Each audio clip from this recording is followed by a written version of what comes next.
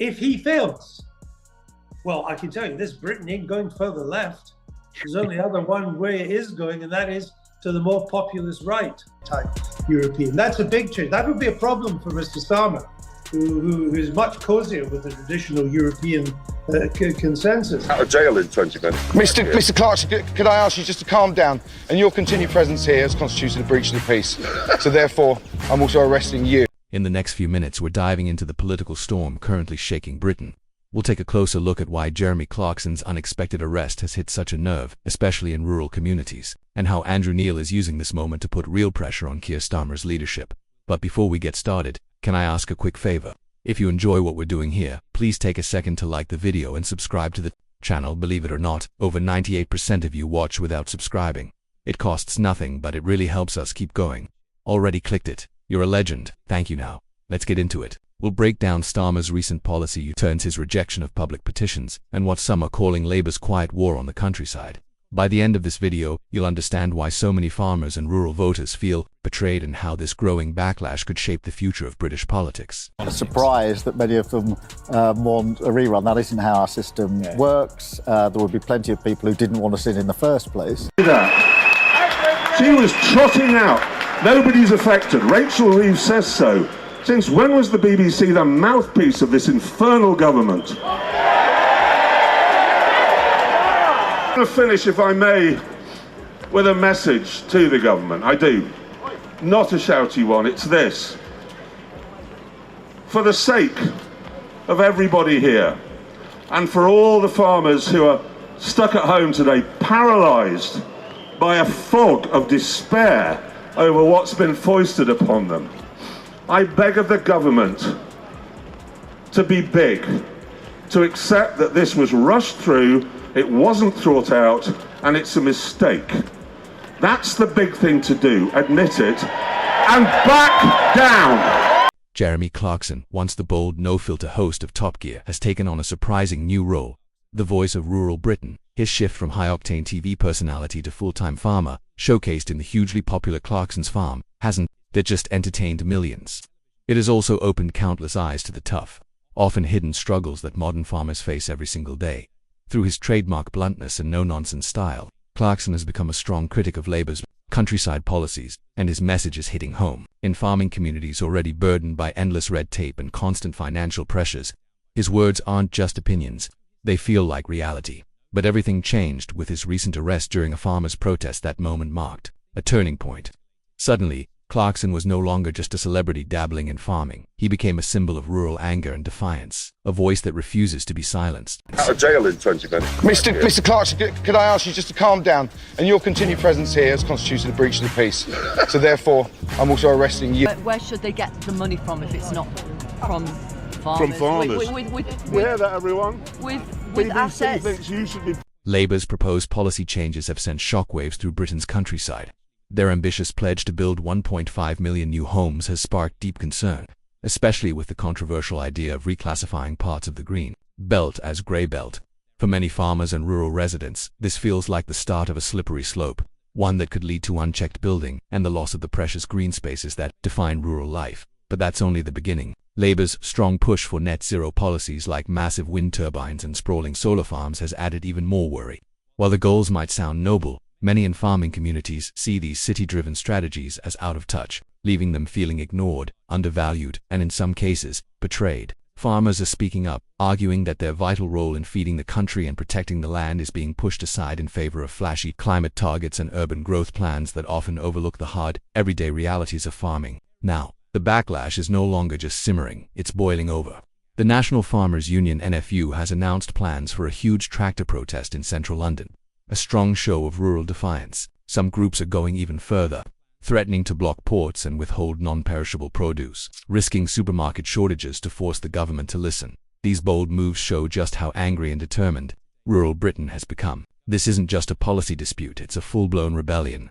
All eyes are now on Starmer. How he reacts could shape not only Labour's standing in the countryside, but also its credibility across a nation increasingly divided between concrete skylines and green open fields.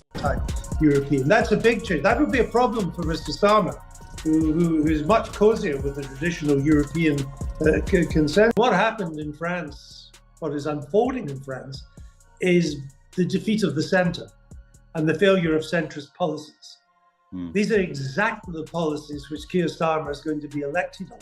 Yeah. If he fails in Britain, and don't forget his policies are obsessed with net zero, pretty relaxed about immigration, high taxes, industrial strategy, metropolitan-based, metropolitan concerns rather than provincial concerns. If he fails, well, I can tell you this, Britain ain't going further left. There's only other one way it is going, and that is to the more populist right. How will Labour's leader respond to this growing crisis? Will Starmer finally listen to the genuine concerns of rural voters? Or will his continued silence and dismissive tone push this already disillusioned group even further away? The answers to these questions could shape Britain's political future for years to come. Starmer's political journey has taken a surprising and risky turn. Once seen as Labour's great hope, a steady hand promising unity and progress, he now finds himself clashing with a large and outspoken part of rural Britain. So, what changed? What's driving this sudden divide? Much of it comes from Starmer's casual dismissal of a petition signed by more than 3 million people. This wasn't just another online campaign, it was a loud wake-up call from rural communities who already feel ignored, undervalued, and left out. But instead of responding, Starmer brushed it aside. For many, that moment confirmed a growing fear that Labour is no longer listening, that the party once meant to stand for fairness and representation is now turning away from those who don't neatly fit the urban voter profile. As rural frustration turns into active resistance, the stakes are rising fast. For Labour, this isn't just a communication mistake, it could turn into a full-scale electoral disaster in the making. Have you had enough of the lies? Have you had enough of the way that our pensioners are being treated? Have you had enough of the way the farmers are being treated? Have you had enough of the way farmers are being treated? Instead of listening to rural communities and addressing their growing concerns, Starmer brushed them aside, widening the already growing divide between Labour and the countryside. It's a sharp change from the early days of his leadership, when he promised to rebuild bridges with rural Britain.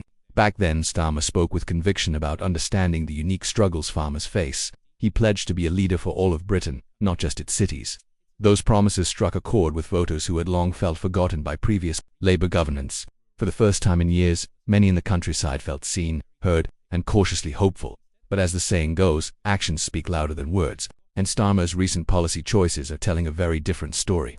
Instead of championing rural voices, he seems to be shutting them out. For communities already under pressure, that silence doesn't just disappoint, it feels like betrayal.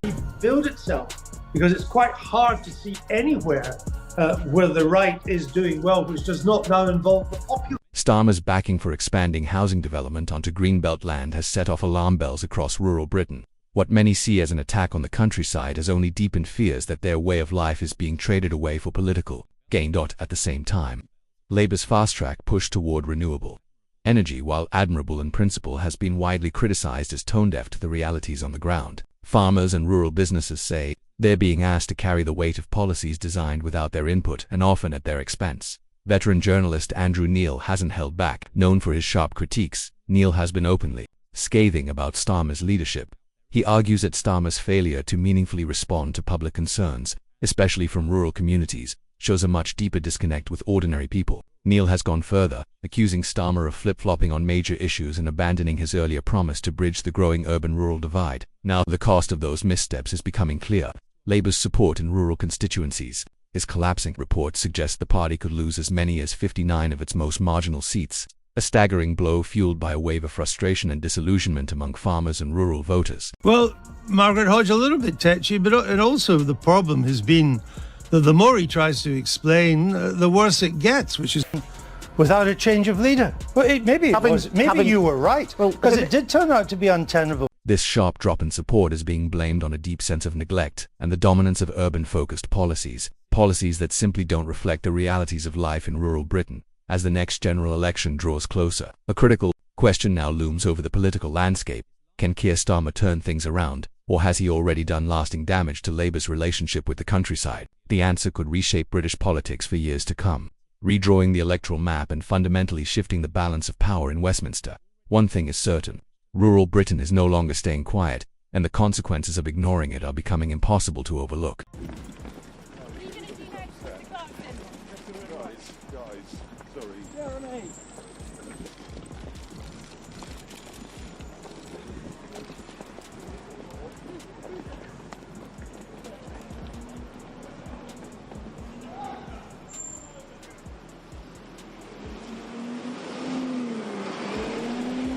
The growing divide between Labour and rural Britain is no longer just a quiet grumble, it's become a full-blown political storm. Starmer's dismissive stance toward the concerns of farmers and countryside communities has created a rift that seems to widen with every passing day. His policy U-turns and increasingly urban-focused agenda have left rural voters feeling not just overlooked, but deeply betrayed.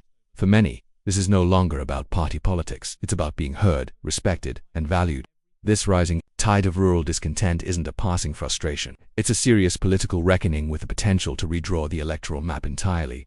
With key marginal seats now at risk, and trust in his leadership under mounting strains, faces pressure like never before. Labour's traditional urban strongholds may no longer be enough to carry them to victory, especially if they continue to push rural voters further away.